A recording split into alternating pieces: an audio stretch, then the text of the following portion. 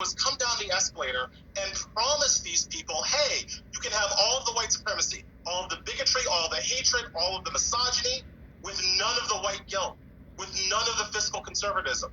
And his base ate that up. They're still eating it up. The difference now, I think, is that because of the global forces, I mean, remember, the thing that's interesting about coronavirus is that this is the first issue, the first crisis that's not of Trump's own making. So now that we have these external forces kind of bearing down on the country, what people are really being forced to answer is, how much is that white supremacy worth for you? Y'all willing to die for it? Because Trump's incompetent handling of the global pandemic is getting people killed. Are you guys willing to die for the white supremacy that this man promises? And that's why the numbers look soft.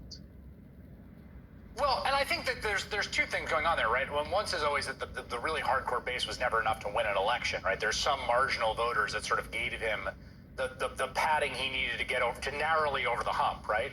But also, I mean, one of the things I think that's so, unnerving about this week, right, is that you can talk about the Antifa and the Confederate monuments and all that stuff, but if you're a Republican voter sitting in your car for 7 hours to get tested in Arizona because you're afraid of the deadly plague, or Texas, like, that's hitting a lot closer to home than whatever that rhetoric is. And right now, this is happening in Texas, Arizona, Florida. It's not some distant thing in the Northeast or in Michigan.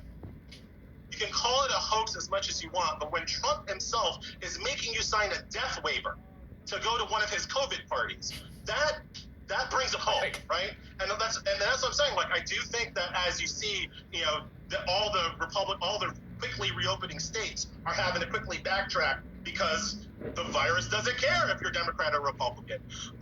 That is making it obvious that Trump, amongst all of his things, is critically incompetent. And that's also how you kind of tie into the protests and the unrest that we're seeing around the death of George Floyd. I don't think that a majority of white voters have suddenly decided that police brutality is a single issue vote for them. I don't think that that's what's happening, but I think that people are seeing Trump's complete inability to say anything useful to the country, right? It's not just that he's unable to kind of stop the unrest. He's unable to put any kind of good feeling, any kind of sheen on it. All he does is say things that help to make unrest continue.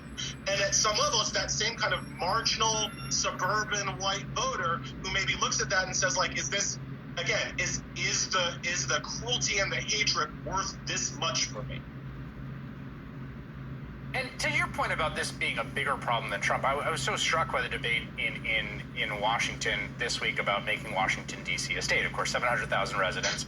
They have no representation in the United States Congress that can vote. They're moving forward. They voted today, I think, to make it a state. And this is Tom Cotton. It was really just an appalling speech that he gave against D.C. statehood. But this is not Trump. I mean, this is like the next generation of Republican leadership after Trump, someone who clearly has eyes on the prize. This is Tom Cotton. Take a listen to what his argument for why D.C. should not be a state.